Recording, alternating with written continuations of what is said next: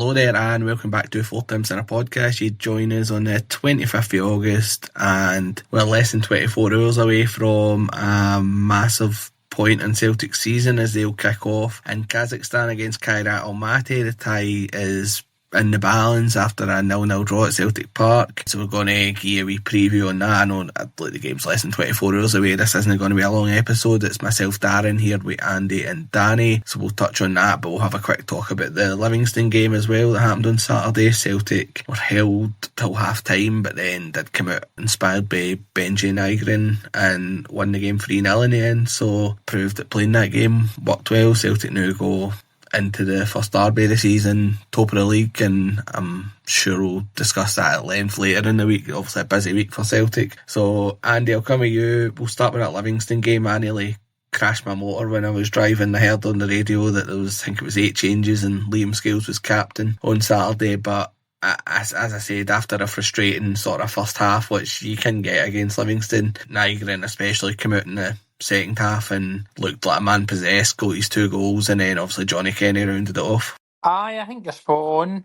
You know what you're going to get with Livingston. It's make it hard to beat, going to be sitting a low block, run about, kick you, work really hard. But the first half was poor. I think I put it in the chat at half time. I struggled to think many more boring and many more 45 minutes where I've not even felt that we were going to sort of click into gear or we were going to get going. I know that obviously we had a goal chopped off, but the first half just didn't inspire me at all. I don't really think at that point I was a bit worried for the game, to be totally honest. Usually I've got a feeling of the goals coming, but I didn't get that in the first half, and thankfully I was wrong. As you say, we probably had less possession in the second half, but what we did have, we were much more ruthless with it. Didn't take long, as you say. Nygren came out, gets his first, really go at them, get in their faces, started trying to make things happen in the second half, and actually looking dangerous on the ball and going forward. And obviously we bring on McGregor, Maeda and Forrest. Nygren goes a bit more central. I think Kenny came on before the second goal as well, and he gets another goal, and then obviously I think Kenny gets the third. And there was a couple of chances that could have maybe seen more goals, but I think the most important thing, as always, is the 3 points, particularly now with that line-up and everything else. Obviously, a lot is, and rightly so, we're worried that the back line was giving me nightmares, to be totally honest. The midfield didn't fill me with a lot of confidence, and neither did the front line, so I think rightfully a lot of people were concerned, but it was maybe fortunate that we came up against who we came up against. Granted, you can only beat who's in front of you, and that's exactly what we did, but we dominated the ball as expected, and eventually we got out of the line, and that's the most important thing. But I think you're right, Dan. Postponing games and everything else, it's particularly at this part of the season, is never one for me. I'm not buying into the whole, we need to travel fucking however many miles it is. Like, I'm not buying into all that, particularly with the squad that is there when your 2 games are Livingston and Kairat. Like, I would maybe understand if you're looking at a much tougher run of fixtures, but at that point then I'm not buying it. And as you say, the most important thing is get points in the board domestically, and that's what we've done. The manager's made changes and it's worked. So it shows you that there is the capability to deal with teams like that when the fixtures they come along and you need to rotate. But aye, as you say, most important 3 points. Really happy for Dane Murray as well. I thought he had a pretty good game at the back, and he seems to be coming on, and it's what you want to see. Hopefully we can get another sort of player coming through that system. Obviously there's been a couple in the team between really successful ones like McGregor and Forrest, and then obviously you've got Ralston as well. So hopefully Dane Murray can continue on the sort of path that he's on, particularly as we look to strengthen the team. But aye, happy for the 3 points, Darren, and that's the most important thing, particularly after that first half, which I feared the worst. Definitely, I thought it was a calculated risk. I mean, don't get me wrong, I was quite annoyed at the team just because I thought if it was that much a risk that you were wanting to rest 8 players or whatever it was before the second leg, why not just postpone it? But look, it was, like as I say, it was a calculated risk and it's worked out, and we're on 3 wins out of 3 in the league, and we were able to give players a rest. Danny, I'll come with you. As we said, it was sort of a bit slow in the first half, but I mean, we would have went ahead if it wasn't for a quite magnificent save from the Livy keeper just on the stroke of half time from Yang. But how did you see the game, and like in terms of it's worked out, we've got minutes in, the likes of McCowan, Engels, Bernardo, they've all had a start. As Andy mentioned, Dane Murray had a good game, and then also Nygren's added another 2 goals, so do you think it's worked out off the best as we head into a second leg? Aye, of course. I mean, if he's going to make 8 changes, then obviously you bring in the postponing kind of argument, don't you? But I thought at the end of the day, it was after what happened on Wednesday night when the 8 people that were on the park weren't that great anyway. So he done it against Falkirk. He made tons of changes and it worked out. There was a bit of freshness to the team, and he done it again Saturday. I thought we played quite well. I thought the first half was quite. Livingston were sitting in. You know what it's like. Until you score that first goal, Livingston have got something to hold on to, so they're not really going to give too much away. But I mean, that was a fucking fantastic save that Yang's produced. Now, seen folks say Yang's got to score, blah, whatever. I don't know if that's just folk because it was Yang, but he's done everything right. He's headed the ball back the way where it was coming for, and he's absolutely fucking thundered it. It was a great ball by Nygren, who's finally learned to use his right foot, and the keeper's just pulled off an amazing save, and it felt like it wasn't going to fall for us on Saturday. But then second half, you get a goal early on, it just takes all that pressure off. See if you get to 65, 70, 75 minutes, the crowd are still, Wednesday's fresh in everybody's mind, and it's like, no, it's happening again. And then before you know it, you score, you get a goal, and then you start playing a wee bit. You come out, and Nygren really took on I think I've probably called him 3 or 4 different things. I've only mentioned his name twice. He came out in the second half, and I thought he was probably our most influential player in the first half. In the second half, he was a lot better as well, and I think he took the team with him in the second half, which I was pleasantly surprised to see, because as much as I thought I had quite high hopes for him when he signed, just by going with what folk were saying about him, and I thought in the first game I was really impressed with his first 20 minutes against St Mirren, and he took his goal well at Aberdeen, but I don't know, I had a bit of kind of neat and tidy about him without being spectacular. But I actually thought he took the team with him on Saturday, which I was really pleased to see. Kind of took that responsibility, which you don't often get for somebody only playing their 4th or 5th game, so I was pleased with that. And then obviously he gets the 2 goals, and then you get Johnny Kenny getting on the score sheet as well, the first striker to score this season, which is I don't know if it's a surprise or no, but no, 3 goals, 3 points. And against Livingston, these are always games, even Livingston at home, they're always a game you think if they sit there, just you never look forward to them. And I've seen a great argument for playing the game anyway, whether you make the changes or no. Somebody said that would have been an absolutely terrible midweek game in the middle of winter, Livingston at home, probably like a week before Christmas or something. So to get it out the road and done with 9 out of 9, 3 clean sheets, you know, domestically we've hardly put a foot wrong this season. Definitely, domestically has been absolutely brilliant, and as I say, I was concerned, and look, the manager's obviously looked at the sort of level of opposition, and no disrespect to Livingston, they'll always make it tough for you, but he's obviously thought that we could afford to play that game and make as many changes. I think if it had been a Hibs or a Hearts, then maybe we would have took up the postponement, but we didn't, and we got the win in the end, so that was great to see. But as I say, this is just a quick episode, so we'll get right on to the main event. It is a 5:45 kick-off tomorrow in Almaty. The team landed Sunday evening, and I believe they're sort of just playing it as if they're in UK time, so there's no really been any sort of adjustment to Kazakh time, so it should be no bad in that regard. I know by the time the game finishes it'll be midnight local time, but hopefully we won't be too affected by that. But Andy, as I said, it's an absolutely massive game, like we spoke about it often enough, how a few years wouldn't mind a wee return to the Europa League, but in terms of Celtic stature, attracting players, and as much as we pan the board for no spending it, in terms of revenue as well, Celtic will be desperate to return to the Champions League. Do you think we can do it, and what's your sort of thoughts going into this game tomorrow? I mean, the whole let's go into Europa League argument's never really been one for me. I get the thought behind it. Well, in a way I get the thought behind it, because I think people also forget that at the end of the day, if we fall into that, we're still not going to strengthen as much as we should. And while it's nice to think that we would go on this mad run, I've just not seen anything to show me that the board would back that and make that happen. But I want to be in the Premier competition. I want to be Celtic to be the best sort of team that we can, the best outfit that we can. I want to progress on what we've done last year and push as much as we possibly can. And the only way to do that is going and winning these games. I think I've said previously that while we all agree that we're drastically underprepared, we're miles from where we should be, the team are really aren't in a good enough place. Get into the game, we still absolutely should be beating them. We've been gifted, to be honest, with the draw. I think the vast majority of other teams would be really, really fancying it, but we've came away pretty lucky that this team are pretty shite.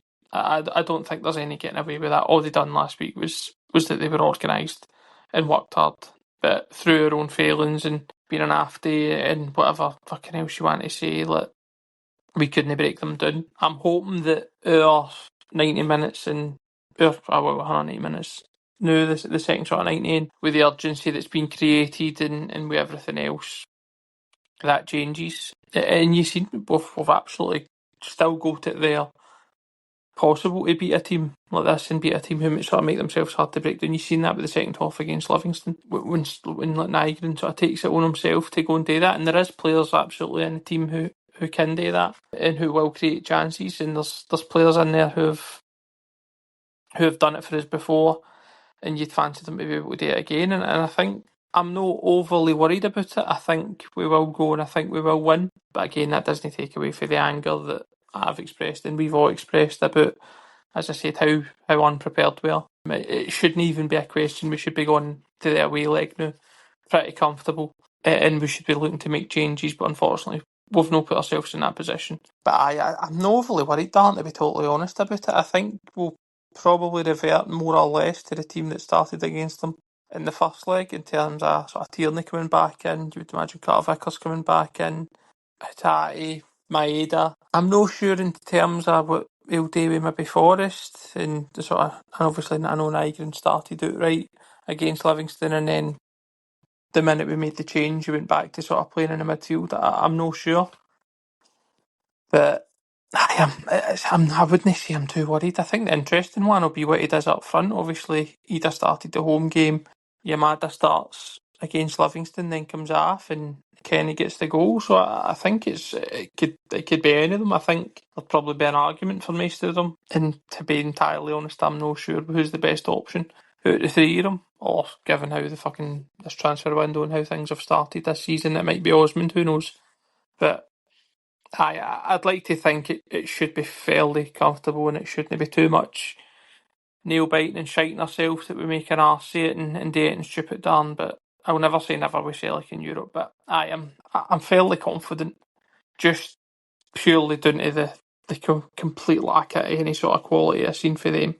I don't think they're a great side. I think if it's maybe favours us now that they're going to have to try and at least score a goal and try and venture up the park a wee bit. Like you say, when you've got somebody like Maeda who's got that pace that can really punish any team in behind it, I think we should get the opportunities to exploit that.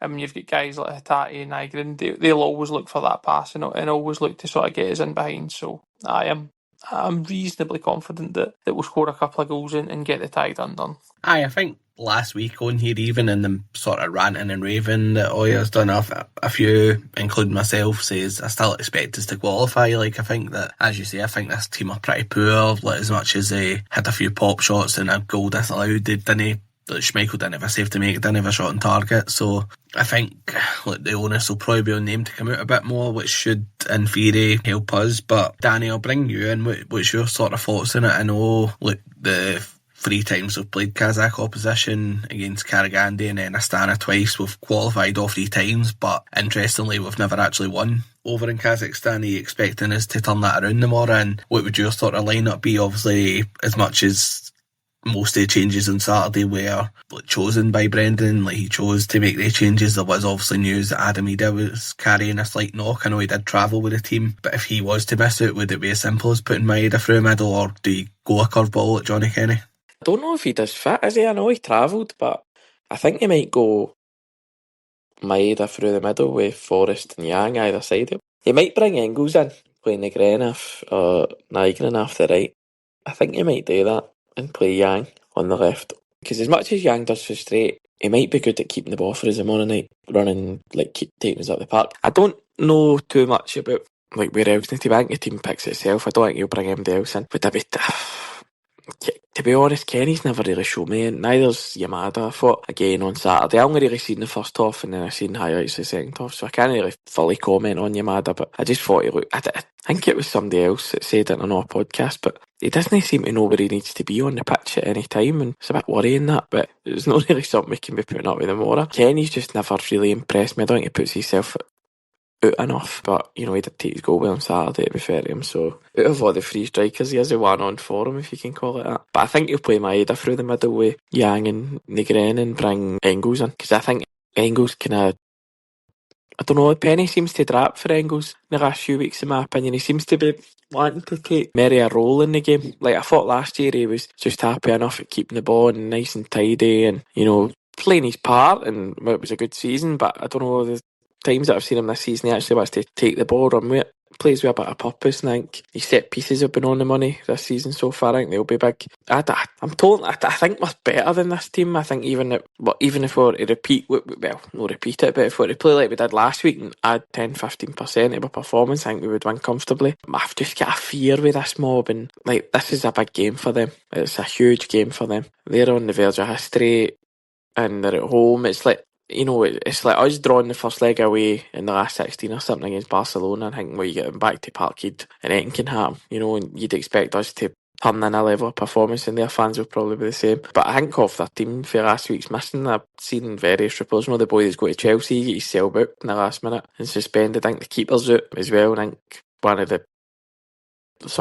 seen somebody else was injured or something. So who knows how they're going to line up. I wasn't that impressed with them. I thought they were neat and tidy. I thought they were organised, but they seem to get doing an awful lot. If they get away with that tomorrow night, it could be a long night. But I do think we might nick a goal in the first half and then put it away in the second half. But it's must win. I floated with the idea of getting into the Europa League and, having a right good go at it, but I just think the optics see it and the state of the club. Like, if everybody was happy with the general direction that Celtic were going in, say for example, we were doing our job. Because if we do our job, we're not going to qualify for the Champions League every year. You're going to have that odd year where you do slip up against somebody. But I would like to think that if a club was going in the direction we all thought it was going in, drop them down to Europa League wouldn't be as big as a disaster as it would be tomorrow night if we were to go. I mean, it's a gimme, a tie. It's the easiest tie we could have got. We've turned into a coin flip with a poor performance last week and poor preparation heading into it. But as I say, if you get into that Europa League and you believe in the club's vision and you see a direction the club want to go in, you think, well, do you know what, we might be more suited to playing these teams in the Europa League. It might be more to our level, if we were, because like last season, for example,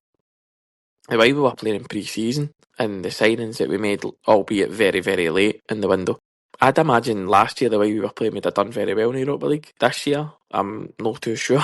I think the state of the club, don't get me wrong, I don't think everything will magically change when we get into the Champions League. I don't hold out much hope for us in the Champions League this year, but I just think with the way the season's going, we can't really afford another kind of bad result or another reason for fans to be angry. So we need to qualify tomorrow night, and that, do you know what, I think we will win. If we don't, we'll need to pick ourselves up and go in the Europa League and try and make the best of it, but it's not really something. I believe it's unthinkable at the minute for us not to be in the Champions League. I think it would be a catastrophe if we went out tomorrow. I think it would be one of the most embarrassing European results. I know, look, people say last week's up there. I think it's a two-legged tie. You can't really say that it is until you've played this leg the same way. Like, obviously, our meeting at Bratislava was an embarrassing one, and we went out that one, so it's remembered as that. Whereas, obviously, Rodgers' first game, it lost 1-0 to Lincoln Red Imps, but we fixed that the next week. So if we do the same tomorrow and go out and win by a few, then I think it'll be long forgotten that we're doing that in each way than last week. But I agree. I think as much as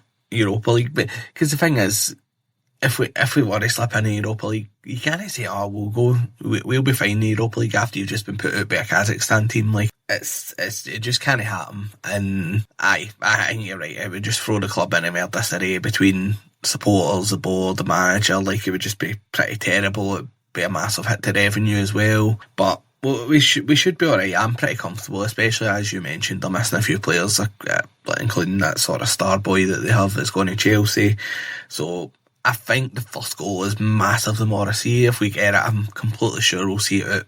But if we go behind, I'm not 100%. We'll get back in it. Maybe the heats will go down. Look, we've no strength in the team to a level where this is a gimme. It looks like a few more signings will be coming in towards the end of this week, but we've not got them yet. And I just think if we're looking for something, you're probably going to be looking at the bench, and there's not going to be much to look for. I agree with Danny. I'd go with Negren out right and Yang out left with Maeda through the middle. Yeah, I don't think you can start James Forrest. I think that would be criminal, and I think it would be ineffective as well. I'd be bringing Arnie Engels in next to Hattati and McGregor, and then defence sort of picks itself with Ralston, Carter Vickers, Scales and Kieran Tierney coming back obviously, and then Schmeichel back in. But look, I think that team should be good enough, but look, last week's team should have been good enough as well. So as I say, I think it's got to be a massive night for Celtic, and it would be a absolute bit of a crisis if we were to go out to this mob. But look, we're past the 20-minute mark, so I'm just going to start